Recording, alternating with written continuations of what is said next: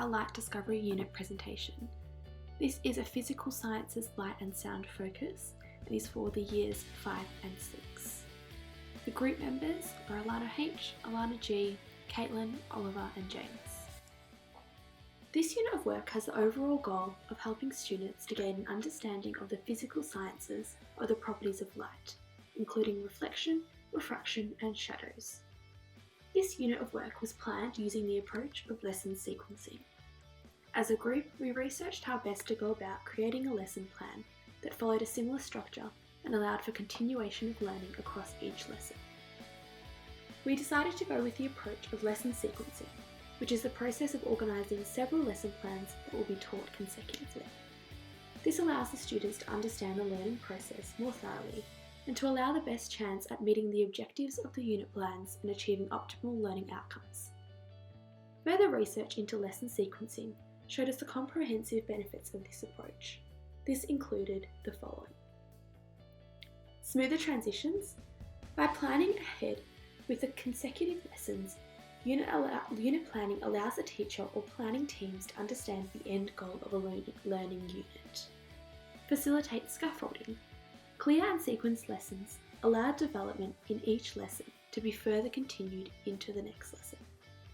The technique is further supported by Vygotsky and his understanding of scaffolding, which involves students working in groups who can challenge them as well as teachers.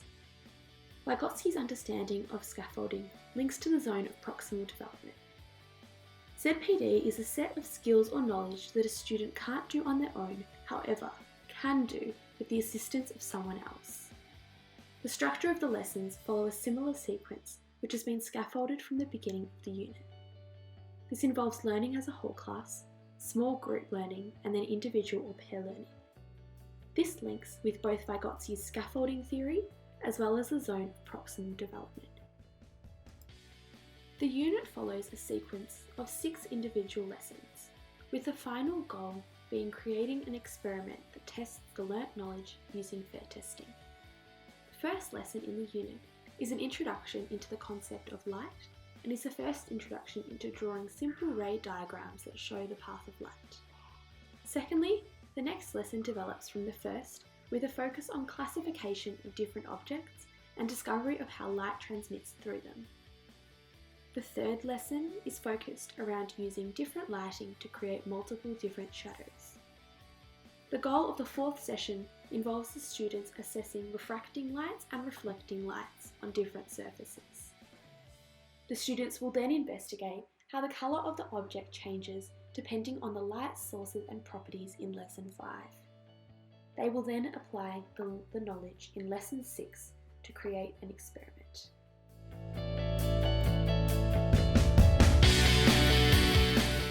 The teaching approach we have decided is multicultural science education. Mary M. Atwater believes that multicultural science education is relating to a field of inquiry which constructs methodologies and processes aimed at providing equitable opportunities for all students to learn quality science.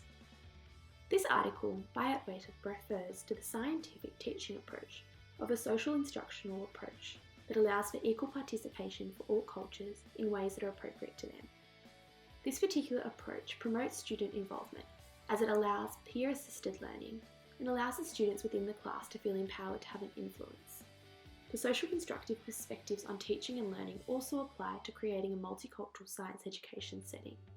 It allows students to focus on the interdependence of social and individual processes in the co-construction of knowledge. In order to achieve this, it is important for the whole class and the teacher to create a learning environment that understands the influence of social and cultural factors and the impact on cognition. Within the science classroom, multicultural education is influenced by individual characteristics such as gender, ethnicity, and disability. It is important when given the opportunity to make a difference that teachers use science as a form of empowerment to include children who may otherwise be marginalised or excluded from the schooling environment. Science has the power to broaden the horizons of every student for the world around them, an experience they may not otherwise experience. Empowerment is a process by which students learn to critically use science knowledge that is outside their immediate experiences.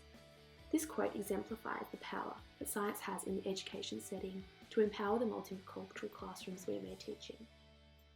Multicultural science education was demonstrated in our unit of work, specifically in Lesson 1, where we look a little bit further into the Min Min lights, which are an unexplained phenomenon which was discovered by the Aboriginal and Torres Strait Islander community reported in outback Australia. We have a discussion about the source of light and the path of light, and how the Aboriginal and Torres Strait Islander community interpret this in their culture. The science topic this unit of work is centred around is physical sciences.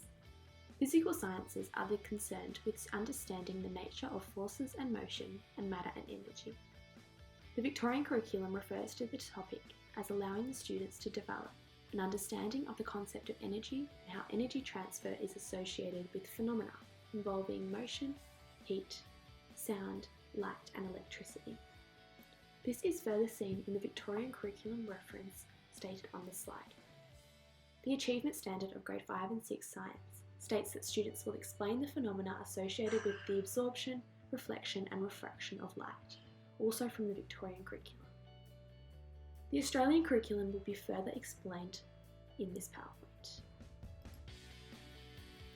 As will also be referred to later in this presentation, this unit of work links to St Mary's School priorities with particular reference to the incorporation of student-centred learning in comparison to teacher-centred instruction. This was something that was discussed as a group prior to beginning our project, as it was important to ensure that each lesson remained a continuous learning cycle and similar approaches were being used throughout the lesson plans.